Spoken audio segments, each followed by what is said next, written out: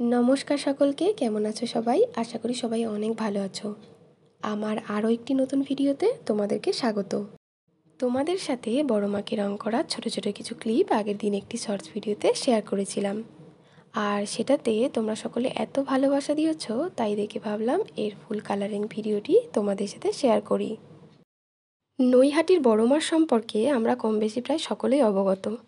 শোনা যায় 1923 সালে নৈহাটির বাসিন্দা ভবেশ চক্রবর্তী একবার রাস উৎসব উপলক্ষে নবদ্বীপে গিয়েছিলেন এবং সেখানে গিয়ে তিনি ভিন্ন ভিন্ন রূপী কালীমায়ের অনেক মূর্তি দর্শন করেন।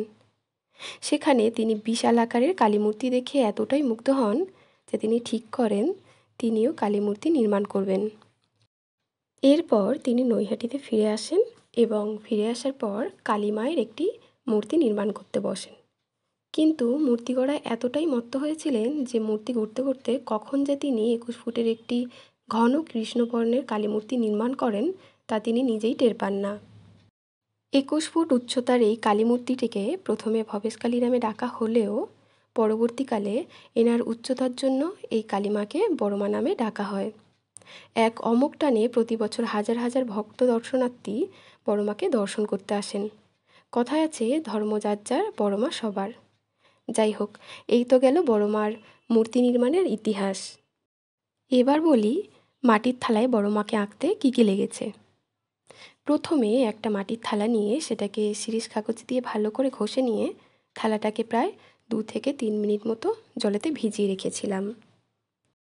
জল দিয়ে থালাটাকে ভালো করে ভেজানোর কারণ হলো এতে করে যে কালারটাই অ্যাপ্লাই করা হোক না কেন সেই কালারটাকে থালাটা খুব ভালো করে টেনে নেবে এবং থালাটা থেকে তাহলে রং উঠবে না বললেই চলে। আর থালাটা জল দিয়ে ধোয়ার পর এটাকে প্রথমে সাদার একটা বিস্কুট চাপিয়ে নিয়ে সেটাকে শুকিয়ে তারপরেই বড়মার এই ছবিটা এঁকে নিয়েছিলাম। সাদা বিস্কুটটা অবশ্যই চাপাতে হবে, কারণ তা না হলে বাকি কালারগুলো ভালো করে ফুটবেই না। এবার বলি কালার করবার জন্য কোন কোন কালারগুলো এখানে লেগেছে। সাদা, কালো, লাল, হলুদ আর নীল এই কটি ফেব্রিক কালার আমি এখানে ব্যবহার করেছি। তবে ফেব্রিক এই কালারগুলোর বদলে অ্যাক্রিলিক কালারও ইউজ করা যেতেই পারে। আর বাকি কয়েকটা কালার এই কয়েকটা কালার থেকে তৈরি করে নেওয়া যাবে। তাহলে চলো কিভাবে রং করলাম এবার সেটাই দেখে নেওয়া যাক। বড়মা শ্যামবর্ণ গাত্র রং করার জন্য আমি এখানে কালো রং আর চোখ ঠোঁটের জন্য লাল রং ব্যবহার করেছি। আর মায়ের গায়ে সোনার গয়নাগুলোতে আমি হলুদ রং ব্যবহার করেছি। তবে রং করার আগে মাথায় রাখতে হবে যে রঙই ব্যবহার করা হোক না কেন তার সাথে যেন কখনোই জল না মেশানো হয়। জল মেশালে রঙটা পাতলা হয়ে গেলে রঙটা উঠে যাওয়ার অনেকটাই সম্ভাবনা থাকবে। আর কথা বলতে বলতে পুরো কাজটা দেখো কমপ্লিট হয়ে গেছে।